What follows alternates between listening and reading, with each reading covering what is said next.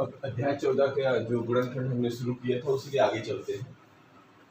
तो इसमें ये है कि गुणनखंड किए जा सकने वाले व्यंजकों में से अनेक ए स्क्वायर प्लस 2ab प्लस बी स्क्वायर और ए स्क्वायर ऋण 2ab धन बी स्क्वायर, ए स्क्वायर ऋण बी स्क्वायर और एक्स स्क्वायर धन ए धन बी एक्स ए धन बी इंटू एक्स धन ए बी के रूप में होते हैं, या इन्हें इस रूप में बदला जा सकता है। यानी ये सर्वसंख्या के रूप में आएंगे या नहीं है, तो इनको हमको सर्वसंख्याएं बनाना पड़ेगा। ये सर्वसंख्याएं पढ़ चुके हैं हम लोग। तो इन व्यंजकों के गुणनखंड निम्नलिखित सर्वसंख्याओं द्वारा ज्ञात किए जा सकते हैं। ये हम 4 सर्वसंख्याएं पिछले पाठों में पढ़ चुके हैं, पिछले प्रश्नावलियों में। इनका यहाँ इस्तेमाल होगा और कैसे कैसे इस्तेमाल होंगे इन पर अभी हम काम करेंगे। तो फिर से एक बार रिवाइज कर रहे हैं कि ए स्क्वायर धन 2ab धन बी स्क्वायर अगर पहले से दिया है तो हम उसको इस रूप में बदल सकते हैं कि इसका मतलब हो जाता है ए धन बी स्क्वायर लिख सकते हैं, या ऐसा लिखा हो तो हम इस रूप में तोड़ सकते हैं। इसी में ए स्क्वायर ऋण 2ab धन बी स्क्वायर अगर दिया हुआ है तो ए ऋण बी का होल स्क्वायर हो जाता है, या ए ऋण बी का होल स्क्वायर दिया हो तो हम इस रूप में लिख सकते हैं। इसी तरह ए स्क्वायर ऋण बी स्क्वायर का मतलब होता है कि ए धन बी इंटू ए ऋण बी, यदि ए धन बी ए ऋण बी के रूप में हो तो हम ए स्क्वायर ऋण बी स्क्वायर बना सकते हैं। और इसी प्रकार एक सर्वसंख्या ये है कि एक्स स्क्वायर धन ए धन बी इंटू एक्स धन ए बी के रूप में है, तो वो हम एक्स धन ए इंटू एक्स धन बी के रूप में बदल सकते हैं, या एक्स धन ए एक्स धन बी के रूप में है, अगर जरूरत पड़े तो इधर भी जा सकते हैं। अब एक चीज और इसमें पूछते हैं कि कभी कभी दिए हुए व्यंजक में एक सार गुणनखंड नहीं होता, मतलब जो भी हमें व्यंजक मिलेगा तो अगर हम उसको कुछ सार गुणनखंड निकालें तो नहीं मिल पाता है। तो परंतु इन पदों के कुछ ऐसे समूह बनाते हैं कि प्रत्येक समूह सभी पदों में से एक सार गुणनखंड हो। तो जब हमको कुछ ऐसा युक्ति लगानी पड़ेगी कि निकल के आए, पता तो नहीं चल रहा होता पर युक्ति लगा के उसको निकालना पड़ेगा, और यह विधि कहलाएगी पुनः समूहन विधि। अभी क्या होगा, अभी उदाहरण से समझेंगे।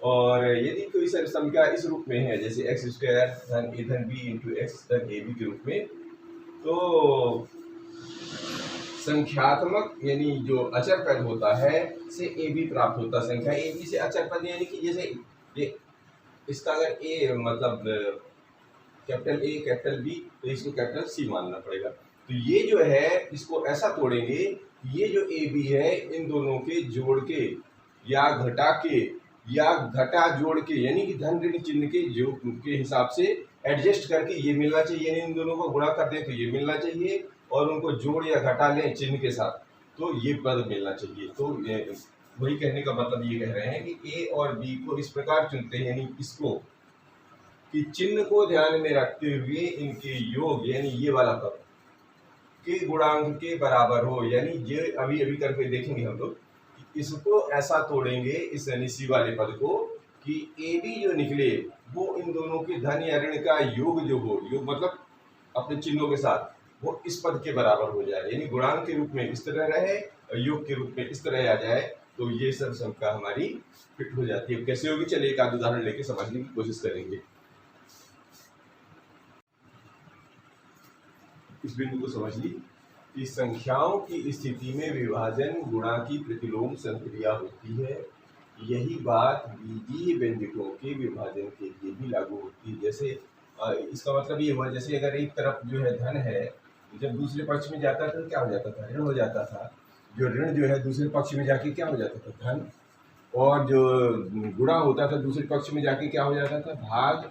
और अगर भाग के रूप में है तो दूसरे पक्ष में जाके गुणे के रूप में हो जाता है। ये इसका मतलब ये हो गया, विभाजन के लिए भी लागू होती है जैसे कि संख्याओं की स्थिति में होती है। तो बीजीय व्यंजकों में भी यही नियम लागू होगा। फिर अगला ये कह रहे हैं कि एक बहुपद को, ये समझने के लिए,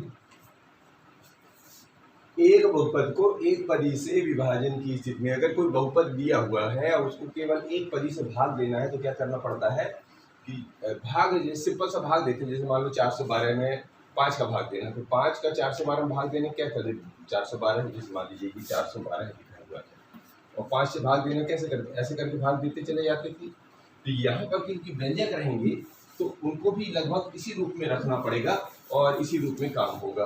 तो इसमें कोई ज़्यादा अंतर नहीं होता। फर्क ये हो जाता है अंकों की जगह यहाँ पर व्यंजक आ जाते हैं, तो यहाँ पर बहुपद आ जाता है और इधर जो है एक पद आ जाता है। बिल्कुल काम करने का तौर तरीका वही रहते हैं। अभी उदाहरण से आपको स्पष्ट हो जाएगा। तो एक बहुपद को एक पदी से विभाजन की स्थिति में या तो विभाजन बहुपद के प्रत्येक पद को उस एक पदी से भाग देकर, यानी ये जो अभी तरीका बताया, या सार्वगुणनखंड विधि से, जैसे मान लीजिए यहाँ पे 25 लिखा है और 5 से भाग देना है, तो एक तो ये तरीका हो जाता है भाग देने का। दूसरा 25 का ही तोड़ दीजिए, तो जैसे 25 को कैसे लिख सकते हैं, 25 को लिख सकते हैं 5 गुणे 5 और 5 का तो 5 ही है। ऐसे करके भी आप तोड़ सकते हैं। तो जो भी आपको जहाँ पर इस्तेमाल होगा, तो जहाँ पर ये आसान लगेगा तो इस विधि से कर देंगे, यानी 5 25 25 ऐसे निकालते थे। तो ये विधि भी निकालेंगे, चाहे ऐसे करके भी निकालेंगे, ये जैसा भी होगा। यानी अंकों में ये चलता था, संख्याओं में, और वही हाल इसमें भी होता है, किनमें, व्यंजकों में होता है। इसमें परेशान होने की जरूरत नहीं है, बिल्कुल वही प्रक्रिया चलेगी और केवल यहाँ समझने के लिए है ये। तो फिर आगे चलते हैं। ठीक है, गुणनखंड ये कर सकते हैं। अब एक बहुपद को एक बहुपद से विभाजन की, अब जैसे मान लीजिए दोनों तरफ बहुपद ही बहुपद हो गए, फिर क्या करेंगे? तो अब हम मतलब भाज्य बहुपद के प्रत्येक पद को भाजक, यानी भाज्य माने इधर वाला और इधर वाले से, यानी जो अंदर वाली ये होता है भाज्य, ये यहाँ पर होता है भाज्य और ये होता है भाजक, और यहाँ पर होता है भागफल, और यहाँ पर जो बचता है वो होता है शेषफल। तो प्रत्येक पद को भाजक बहुपद, यानी ये जो इधर का जो बहुपद लिखेंगे से भाग देकर, यानी इस भाज्य पद को इससे भाग देकर नहीं कर सकते, मतलब क्योंकि अगर ये भी बड़ा है ये भी बड़ा है तो बड़ा दिक्कत आएगी। तो क्या करेंगे फिर, इसकी दिक्कत को दूर करने के लिए क्या करेंगे कि इसके स्थान पर प्रत्येक बहुपद के गुणनखंड करते हैं, उनमें सार्वगुणनखंडों को काट देते हैं। यानी कि ये विधि जब फिर अगर नहीं हाल रही तो फिर क्या करेंगे, सबसे सार्वगुणनखंड की विधि। सार्वगुणनखंड में क्या होता था कि सब अलग अलग पदों में से पहले कॉमन निकाल के गुणनखंड निकालेंगे, फिर जो कटेगा काट देंगे, बचेगा तो उसको बचा लेंगे। अभी करके देखते हैं इसके बारे में। चलिए अब उठाते हैं प्रश्नावली, तो आपको एक एक करके क्लियर है।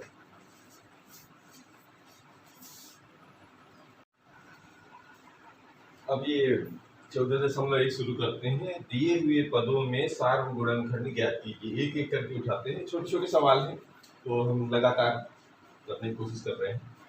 तो एक जैसे पहला दिया ऊपर 12x और 36। तो करना क्या है कि सबसे पहले जैसे मान लीजिए 12x को लेना, तो 12x लिया, इसको अलग करिए। तो 12 के गुणनखंड में क्या होते हैं, यहाँ ऐसा किया करिए कि यहाँ 12 लिख लीजिए, इसको ऐसे निकाल लिया जाता है। कौन कौन से बनेंगे, तो 2 छक्के 12, 2 तेईं 6 और 3 एकम 3। इसका मतलब 2 गुणे 2 गुणे 3 और x का गुणा, ऐसे निकालना पड़ता है। ठीक है, इस अभाज्य गुणनखंड विधि से।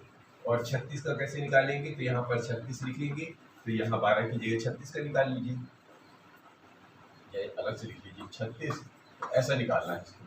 तो 2 से करेंगे तो 2 एकम 2, 2 अट्ठे 16, 2 से 2 नाई 18, 3 से 3 तक का 9 और 3 एकम 3, यानी कि 2 गुणे 2 गुणे 3 गुणे 3, ये तरीका अपनाया जाता है।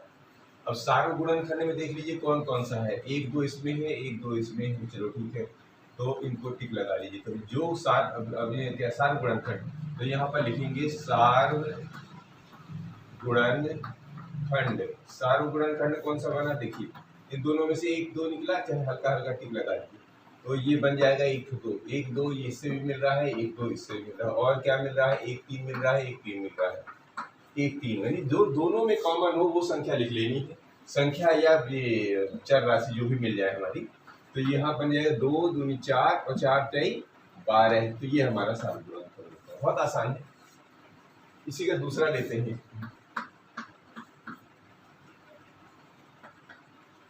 हटा तो चलते हैं जगह रखिए।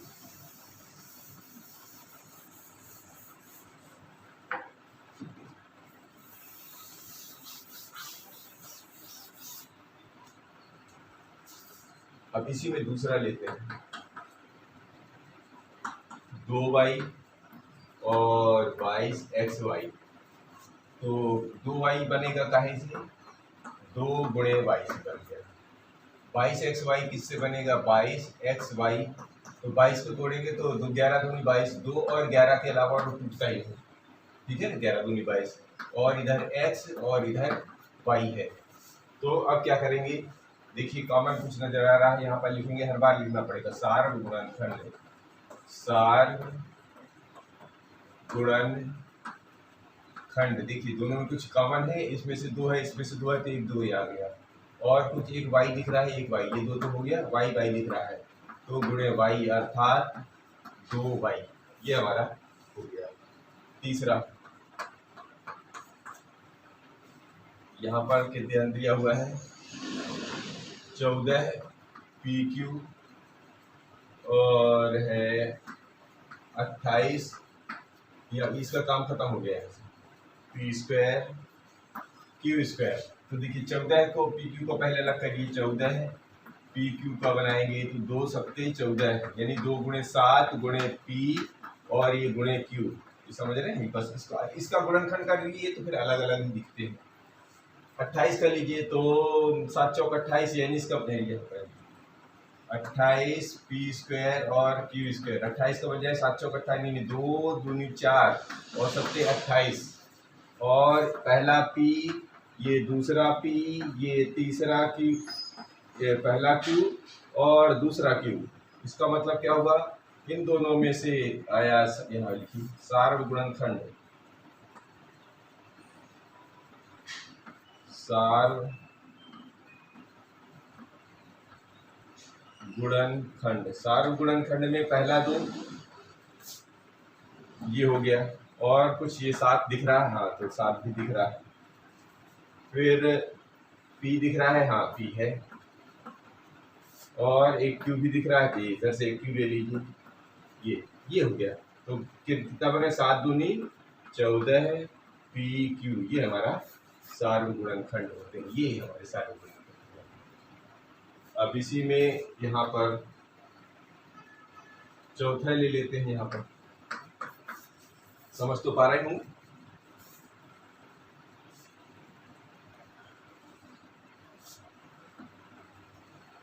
दो एक्स और 3x स्क्वायर और यहाँ पर 3 पद दिए हुए हैं यहाँ पर, तो 2x का बन जाएगा, 2 और x में टूट जाएगा, 3x स्क्वायर में क्या लिखेंगे, पहला 3 फिर x फिर x, 4 में क्या लिखेंगे, 2 गुणे 2। तो सार क्या हुआ, सार मतलब जो सब में शामिल हो, सार गुणनखंड, गुणनखंड। सारों में देखिए कुछ दिख रहा है, 2 इसमें नहीं, एक दोनों में है, इसमें नहीं, x इसमें है, इसमें है, इसमें नहीं। तो क्या, जब अभी, हाँ एक चीज ध्यान रखिए, जब हम लोगों ने पहले चर्चा करी थी कि अगर ऐसी स्थिति बन जाए तो एक भी तो शामिल होता है, अंत में जो एक आता है तब लिखा जाता है एक। अगर इसमें देखेंगे जब कोई सार्वगुणनखंड नहीं आता तो एक सब में रहता ही है, तो जब किसी में कुछ नहीं होता तो इन तीनों में एक है, ये हमारा सार्वगुणनखंड होगा। कुछ चीजें ऐसी भी निकल के आएंगी, समझ में आ रहे हैं।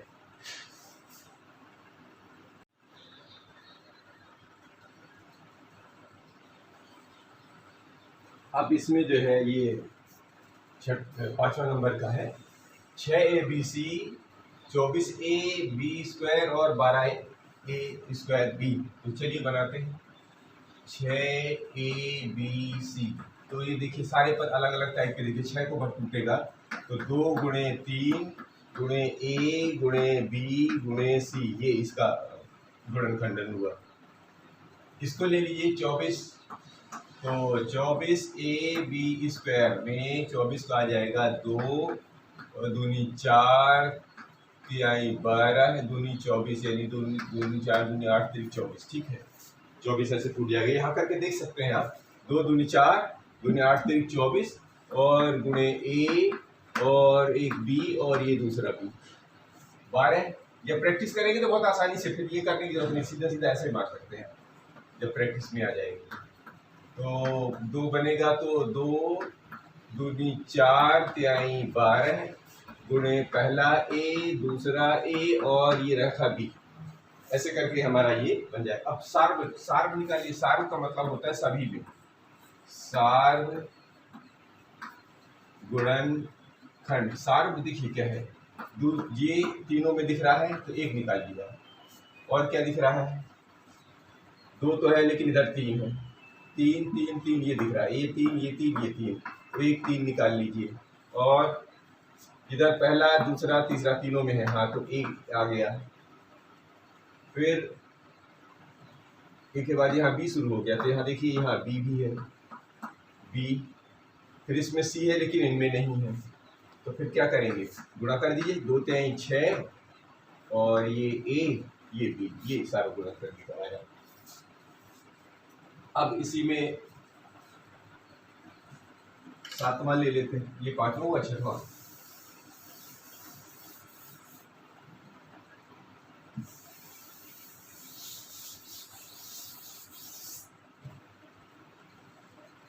इसी को 6वां कर देते हैं।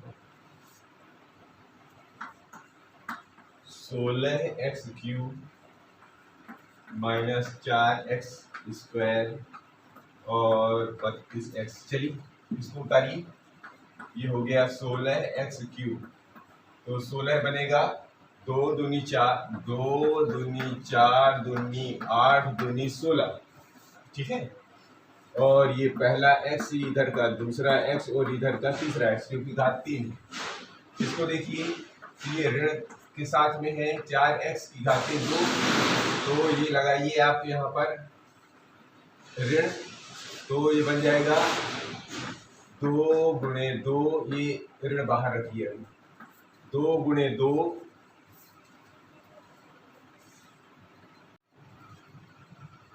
अब ऋण को बाहर रखिए और ऋण 2 गुणे 2 ब्रैकेट अगर हम ना लगाएं तो कुछ इस तरह से भी कर सकते हैं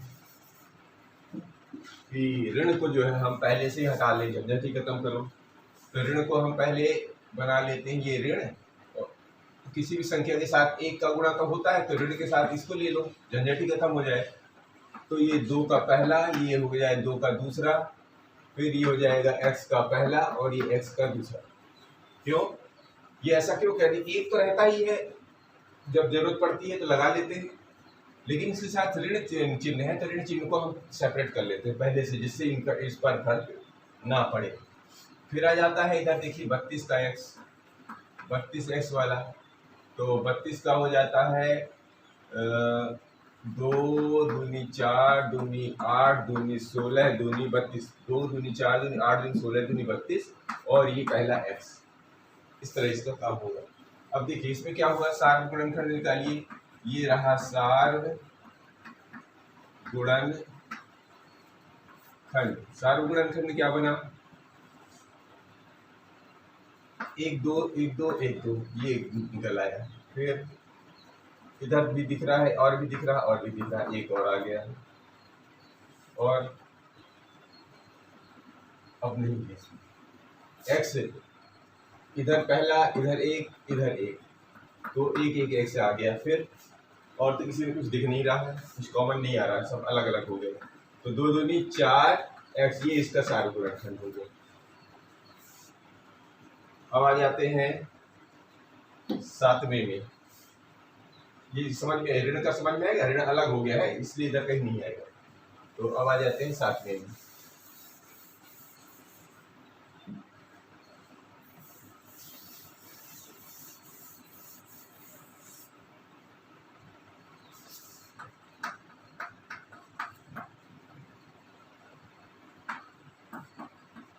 दस PQ 20 QR और 30 RP। तो शुरू करते हैं। 10 PQ कब, 2 पंचे 10, गुणे पहला P, ये पहला Q, इसका लीजिए 20 QR, तो 20 का है 2 दूनी 4 पंचे 20, और ये पहला Q और ये दूसरे पद वाला R, और इधर लीजिए 30 RP, तो 30 का हो जाएगा 2 दूनी 4 2 त्याई 6 पंचे 30, 2 त्याई 6 पंचे 30 गुणे R गुणे P। कुछ कॉमन नजर आ रहा है, देख लीजिए। ये हो जाएगा सार्वगुणन खंड। सार्वगुणन खंड में कितना, पहला 2, दूसरा 2, तीसरा 2, ये रहा 2, फिर पहला 5 5 5 गुणे 5, फिर PQ QR RP। कॉमन कुछ नहीं दिख रहा, कॉमन कुछ नहीं दिख रहा है, तो बस 5 दूनी 10 आ जाएगा इसके साथ। और बचा 8वां, तो इसी में 8वां ले लेते हैं।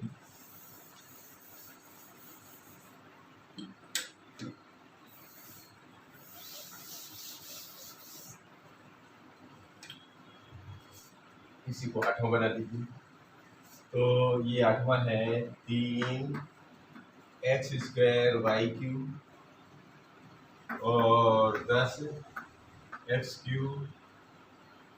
y² और 6x² y² z। शुरू करते हैं पहले वाले को। तो 3x² y³, तो 3 तो अकेला ही, और इधर है x, तो एक x, ये दूसरा x, और ये पहला y, ये दूसरा y, और ये तीसरा y। इसमें देखिए 10x³ और y² 10 का बन जाएगा 2 गुणे 5, फिर ये पहला x, ये दूसरा x, ये तीसरा x, ये पहला y और ये दूसरा y, इनका गुणा अभी दिया बाकी है। तो 6x² y² z को लीजिए, तो 6 बन जाएगा 2 गुणे 3 यानी 2 3 6, पहला x, दूसरा x, पहला y, दूसरा y और ये पहला z। अब कॉमन देखिए, कॉमन अंकों में तो सब नहीं मिल रहे हैं, x मिल रहा है, x मिल रहा है, x मिल रहा है, तो लीजिए सार्वगुणनखंड। सार्वगुणनखंड, सार्वगुणनखंड में क्या निकला, पहला तो x मिल गया हमें, और इधर वाला अभी और दिख रहा है, एक ये भी दिख रहा है, ये भी चलेगा। अब 2x, अब इधर पहला y, पहला y, पहला, इधर से पहला y, तो ये पहला y एक और ले लीजिए, एक ये एक ये एक ये, और तो कुछ कॉमन बचा नहीं, सब अलग अलग है। तो ये बन जाएगा x में x का गुणा x² और y में y का गुणा y²। ये हमारा सार्वगुणनखंड होता है। आइए लेते हैं दूसरा सवाल। अब निम्नलिखित व्यंजकों के गुणनखंड कीजिए, ये रहा प्रश्न दूसरा। उसको पहला लिया है 7x ऋण 42। तो अभी अभी जैसे काम किए हैं ना, वैसे ही इसको भी करना है। तो 7x को कैसे तोड़ेंगे, पहले दे लिखिए। अब चूंकि ये व्यंजक की पदों, तो 7x बनता है 7 गुणे x के रूप में, और 42 कैसे बन जाएगा, 2 3 6 7 42, ऐसे बनेगा। अलग से भी निकाल सकते हैं आप, 2 3 6 7 42 है, प्रैक्टिस से फिर जल्दी आ जाएगा ये।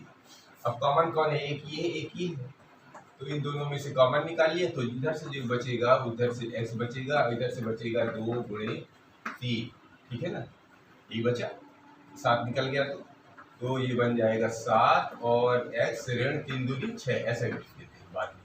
तो ये इसका जो है गुणनखंड कहलाता है। इसी में दूसरा लेते हैं, ये है ये 6p ऋण 12q। 6p ऋण 12q का 6 का बनाइए पहले, तो 6 बनेगा 2 तिहाई 6 यानी 2 गुणे 3, और ये रहा p इधर वाला, ऋण माने ऋण। अब देखिए पहले अलग अलग करके रख देते, अब चूंकि हमें गुणनखंड निकालना है तो एक ही साथ अब हमको करना पड़ेगा। तो 2 दूनी 4 त्याई 12 और ये रहा क्यू। ना समझ में आए तो यहाँ अभाज्य विधि से ऐसे निकाल भी सकते हैं, ऐसा लिखे कहीं रखने किनारे, तो 2 छक्के 12, 2 त्याई 6 और 3 एकम 3 ऐसे निकालिए, तो ये वही अंक हैं जो ऐसे निकालते हैं। तो आप जब बार बार प्रैक्टिस करेंगे तो ये सब करने की जरूरत नहीं पड़ेगी। तो अब देखिए इसमें कुछ कॉमन दिख रहा है, इधर 2, एक 2 इधर का है, तो ये 2 बाहर निकाल लिया। फिर एक 3 दिख रहा है, यहाँ भी 3 दिख रहा है, तो ये 3 निकल आया। अब ये कुछ अलग टाइप के हैं, तो फिर जो अलग टाइप के हो जाते हैं तो उनको क्या करते हैं, ब्रैकेट में ले लेते हैं। इधर से बचता है P, और जो बचा इधर से, अब इधर से तो ऋण बचेगा और इधर से 2 बचा और Q, तो ये रहा 2 और ये Q। तो अब इन दोनों को हल करने का क्या तरीका है, 3 दूनी 6 और ये ब्रैकेट का P ऋण 2 Q। 2 पहले यहाँ पर चाहे गुणा लगा दीजिए, अगली बार भी गुणा हट जाएगा, तो ये इसका क्या हो गया, गुणनखंड हो गया। अब आ जाते हैं तीसरा, यहाँ पर जगह है अभी कर देते हैं। तो तीसरे में दिया हुआ है 7a² धन 14a, तो इसको तोड़िए, तो ये 7 गुणे a गुणे a 14 बन जाएगा, 2 सत्ते 14, ये a। अब कॉमन में क्या दिख रहा है, इधर 7 इधर 7, ये 7 बाहर निकाल लिया। एक a दिख रहा है, इधर भी एक दिख रहा है, तो एक a निकाल लिया। अब इधर बचा क्या है, 2 ये निकल गया, तो इधर वाला 1 बचा, और ये दोनों 7 निकल गया, तो इधर से 2 बचा है। अब इसको सम्मिलित कर दीजिए, तो 7a और a धन 2, ये इसका गुणनखंड हो गया। स्प्लिट करके फिर दोबारा लेते हैं। अब ये फिर से आ जाएगा इसमें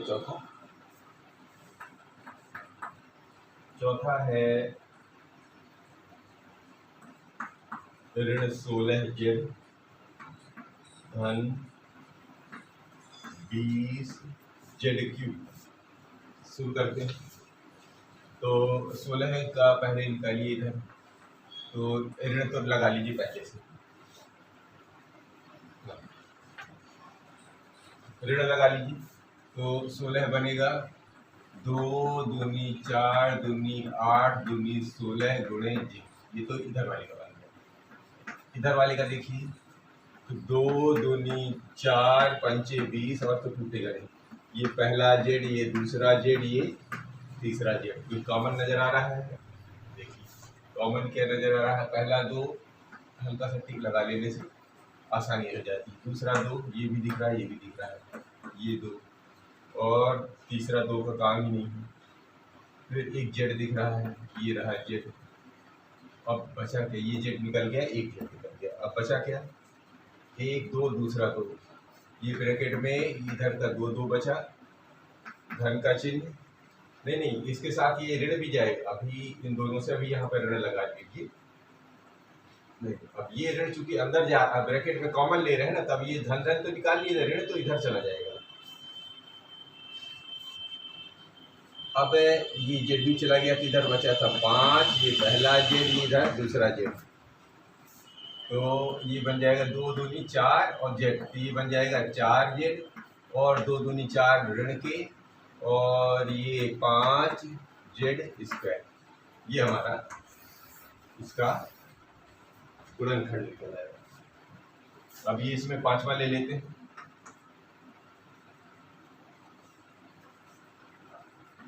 बीस L² m धन 30 ALM, बिल्कुल इसी तरह है। तो इसको तोड़िए, तो 20 बनेगा 2 दूनी 4 पंचे 20, पहला L दूसरा L M धन 30, तो 2 दूनी नहीं 2 त्याई 6 पंचे 30, और पहला A दूसरा L तीसरा M। कुछ कॉमन दिख रहा है, इधर 2 है इधर 2 है, ये बाहर आ गया। फिर ये 5 दिख रहा है, इसमें 5 दिख रहा है, तो ये हो गया 5। एल भी दिख रहा है, ये इधर एल, तो ये आ गया एल। एम भी दिख रहा है, एम भी दिख रहा है, सो ये आ गया एम। अब बचा क्या? इधर से 1 2 दिख रहा है और तो सारे निकल आए, तो ये इधर बचा है 2, ये धन का चिन्ह इधर से, इधर बचा है 3 और इधर बचा है 1, तो ये 3 गुणे 1 बचा है। तो ये बन गया। जब हम इसका बनाएंगे सम्मिलित, तो 2 पंचे 10, एल एम और अंदर पे बचा 2 धन 3 1, यही इसका जो है क्या है, ये हमारा अभाज्य, ये गुणनखंड।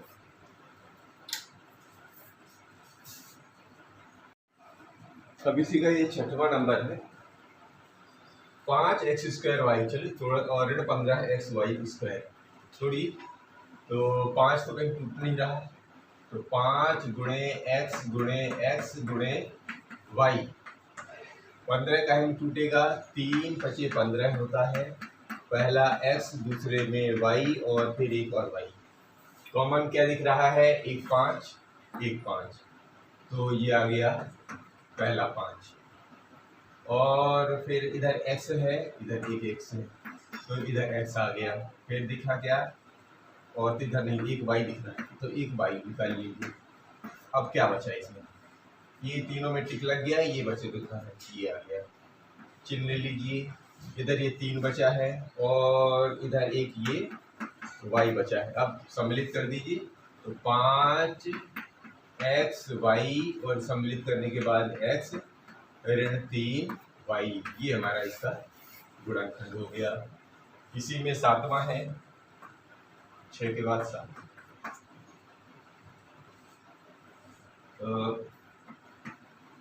10 a² ऋण 15 b² धन 20 c²। शुरू करते हैं, तो 10 को तोड़िए, तो 2 पंचे 10, पहला a दूसरा a। इसको तोड़िए, ये ऋण 15 को तोड़िए, तो 3 पंचे 15, ये पहला b ये दूसरा b। धन 20 को तोड़िए, तो 2 दूनी 4 पंचे 20, ये पहला c ये दूसरा c। अब देखिए कुछ कॉमन, तो 2, इसमें तो 2 है ही, 5 5 5, तो ये आ गया पहला 5, और सब अलग अलग टाइप का है, तो फिर अंदर लीजिए सब। इधर 2 a 2 गुणे a गुणे a, इधर से आ गया। इधर ये पहला 3, पहला b a दूसरा b, धन 5 तो गया, तो ये पहला 2 दूसरा 2, पहला c दूसरा c। अब सम्मिलित कर दीजिए। सम्मिलित का मतलब होता है गुणनखंड के रूप में। तो ये आ गया 5, तो 2 a में a का स्क्वायर बन जाएगा, ऋण 3, और b में b का गुणा b², और 2 दूनी 4, और ये c²। तो ये इसका गुणनखंड हो गया।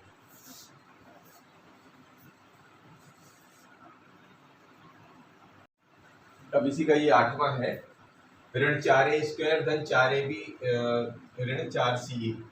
तो शुरू करते हैं इसका, ऋण लगाइए, तो ये बन गया 2 गुणे 2 गुणे a, और ये बन जाएगा 4 2 गुणे 2 गुणे a गुणे b, और ये बन जाएगा ऋण 2 गुणे 2 गुणे c गुणे a। कॉमन क्या दिख रहा है? कॉमन ये पहला 2 दूसरा 2, पहला 2 दूसरा 2, पहला 2 दूसरा 2, और कुछ दिख रहा है? एक ए इसमें है, एक इसमें है, एक ए इसमें, तो उतने उतने बाहर निकाल लीजिए। तो ये पहला 2, ये दूसरा 2, और ये पहला ए निकल गया। अब इधर से बचेगा क्या? क्योंकि ऋण इसका वाला है, तो ये ऋण इसके साथ आएगा, तो ये ऋण 2 नहीं, ये ऋण, ये 2 2 निकल गए, ये वाला बचेगा, तो ऋण ए बचा। इसके बाद ये धन है, ये तीनों निकल गए, इधर से b बचा, ये तीनों निकल गए, इधर से ऋण सी बचा। तो अब क्या करेंगे, सम्मिलित कर देंगे। 2 दूनी 4a ऋण a धन b ऋण c। ठीक, ये हमारा 8वां हो गया। और इसी में 9वां ले लेते हैं। तो 9वां है एक्स स्क्वायर वाई जेड धन एक्स वाई स्क्वायर जेड धन एक्स वाई जेड स्क्वायर। अब देखिए तीनों को एक साथ करो, खोलो इनको, तो बनेगा x गुणे वाई गुणे जेड। ये तो पहले वाले से आ गया, इसको लीजिए। तो ये बना x, ये पहला y, ये दूसरा y और ये z, इसको लीजिए। तो ये बनेगा, अच्छा ध्यान ये रखना है चिन्ह यहाँ ऐसे मिक्स मत कर दीजिए। ये इसका वाला है, ये इसका वाला है। इधर वाले का x गुणे y गुणे पहला z, ये दूसरा z, ये तीसरे वाले का। अब इधर से निकालना है, कहीं ऐसा कंफ्यूज ना हो। पहला x, इधर x ये दिख रहा है, और इसमें से एक y, पहला z, ये z, ये z।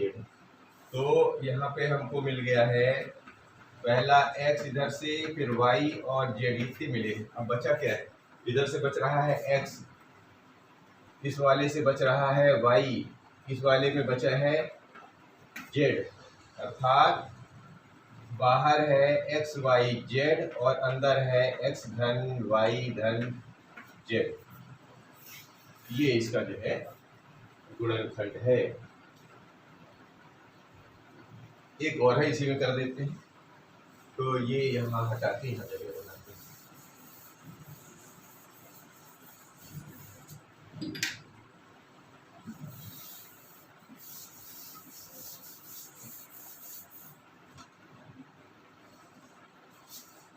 इसी में एक 10वां बचा है। तो ये है a x स्क्वायर वाई धन b x वाई स्क्वायर धन c x वाई z।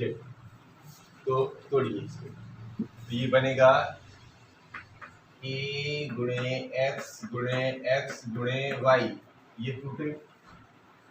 तो ये बनेगा पहला b धन x गुणे पहला y, ये दूसरा y धन c, ये पहला x गुणे y और गुणे z। देखिए कुछ दिख रहा है, एक x इधर का है, एक x इधर का है, एक x इधर का है, और y दिख रहा है, एक y,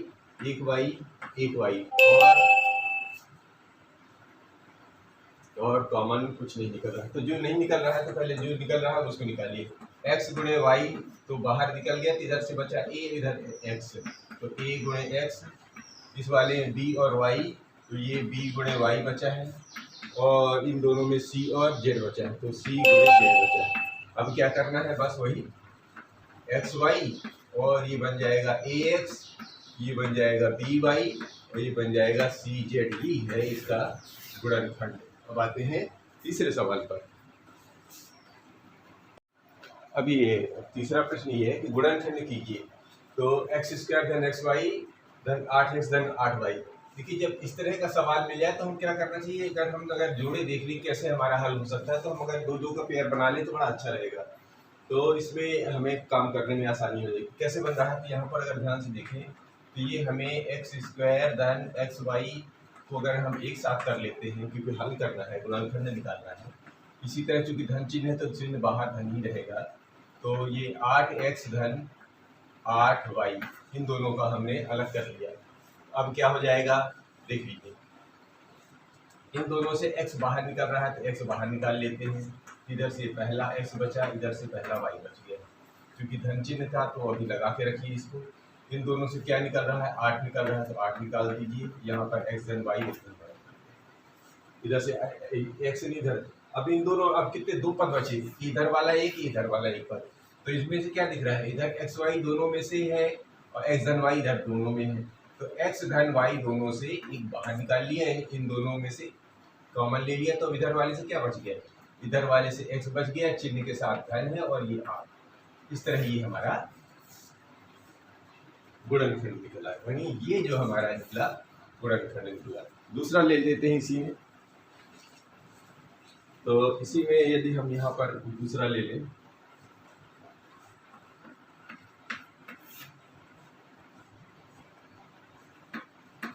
पंद्रह एक्स वाई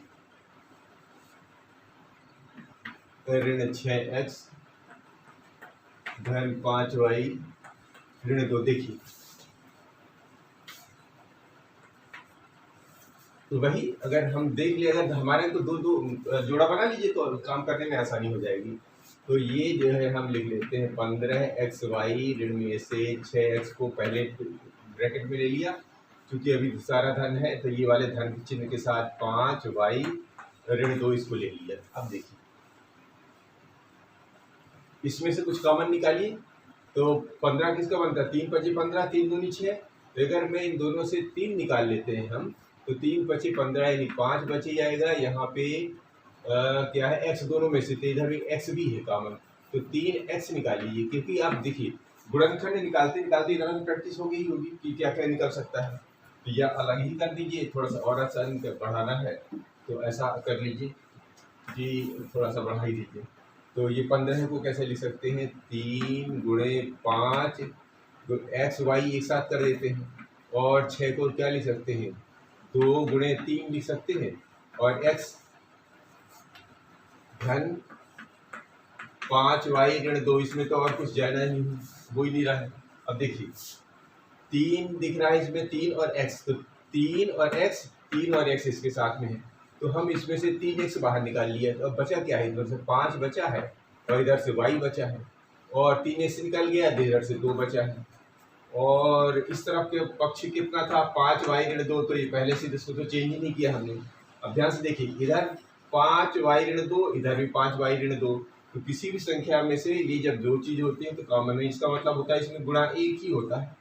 जब कोई चीज रहती नहीं थी पूरा पूरा जब बाहर जाएगा तो यहाँ हम गुणा 1 ले सकते हैं।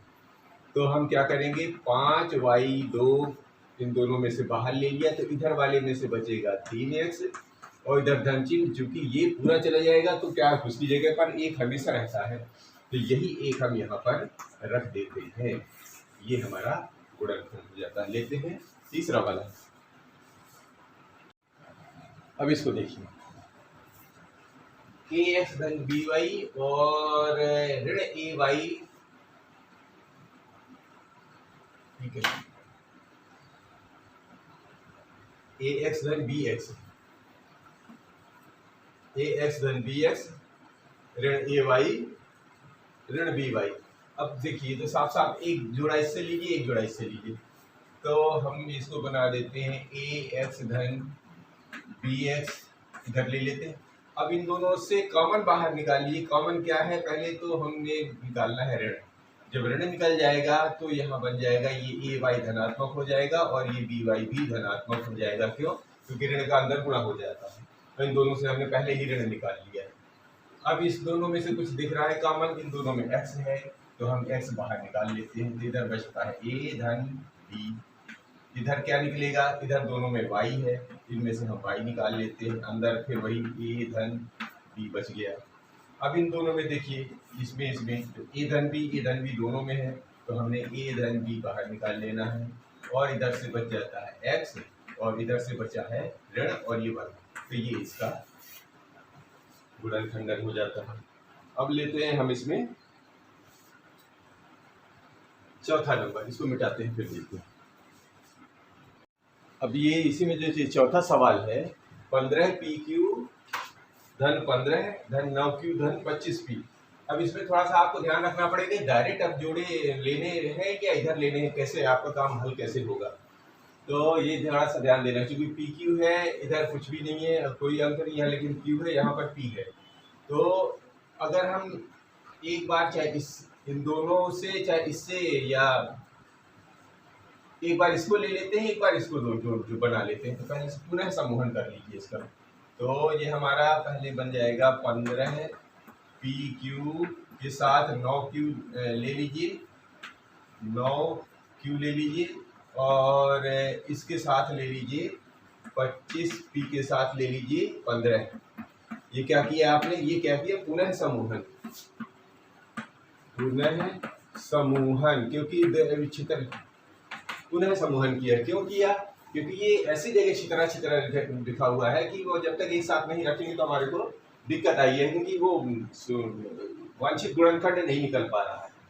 तो हमें पहले पुनः समूहन करना पड़ेगा। अगर ऐसी स्थिति मिल जाए तो अब बन गया, तो अब इनको क्या करिए, ये इसका बना लीजिए। तो पुनः समूहन में क्या बन गया हमारा, 15 PQ और धन 9 Q, ये तो एक पक्ष में बन गया, और इधर ले लिया 25 P धन 15 दूसरे पक्ष में। अब काम करने में हमें थोड़ा सा आसानी हो सकती है। तो अब देखिए 15 को क्या लिख सकते हैं, 3 बचे 15, और ये बन गया P गुणे Q, कर लीजिए, ऐसे कर लीजिए, और ये 9 को बन जाएगा 3 गुणे Q, ये हो गया। इसको देख लीजिए, धन अंदर 25 बन जाएगा 5 गुणे 5, और ये गुणे P, और ये धन 15 बन जाएगा 3 गुणे 5 में। अब देखिए दोनों को अलग अलग करना है, इसका अलग हिसाब किताब है, इसका अलग हिसाब किताब। तो इनमें क्या है, 1 3 1 3 1 Q 1 Q, तो 3 गुणे Q बाहर निकालिए, या ऐसा करिए सीधा 3 Q कर दीजिए। 3 Q निकाल लिया तो इधर बन रहा है 5 P, और इधर बचेगा ये धन था, धन 3 बचा। इधर देखते हैं, ये धन इधर से क्या किया, 5, इधर क्या है 15,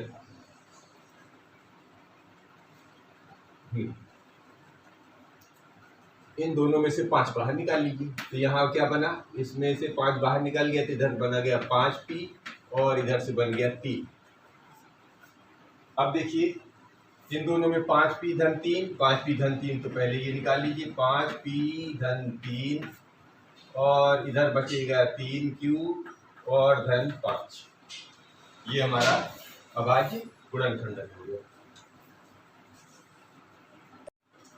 इसको लेते हैं एक बार। तो z ऋण 7 धन 7 xy ऋण xyz, तो इसमें से क्या करना है, इसका समूहन कर लीजिए।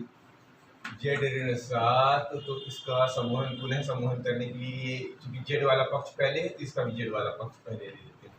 तो x y z, और ये धन है 7 xy, क्या किया है, पुनः समूहन। तो यहाँ लिख देते हैं पुनः